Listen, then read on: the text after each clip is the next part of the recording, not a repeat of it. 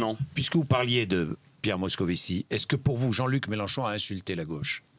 En tout cas, il est dans des propos qui sont des propos qui n'ont jamais eu cours à gauche. Et donc, quand il insulte la gauche, le Parti socialiste. Mais il a insulté un certain nombre de responsables qui aujourd'hui ont le sens des responsabilités, justement, prennent des décisions qui sont des décisions d'abord qui font honneur à la gauche, dont je suis fier, mais qui en même temps préservent l'intérêt de la France, vont dans le sens de la défense de nos intérêts.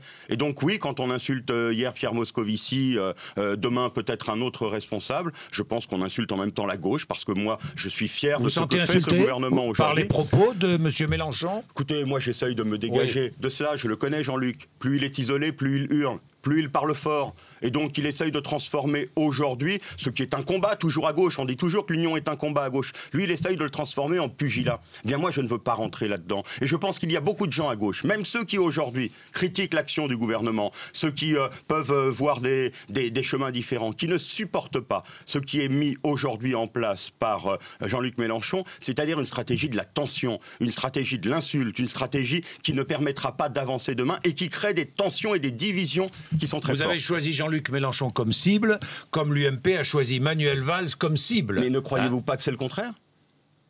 Jean-Luc Mélenchon a-t-il ciblé le PS a ciblé le PS, et vous voudriez que nous ne disions rien? Et vous voudriez que je me taise aujourd'hui et que je dise que cela m'apparaît normal? Non, cela ne m'apparaît pas normal, et en même temps, je ne pense pas que ce soit un fait majeur aujourd'hui dans la vie politique de notre pays.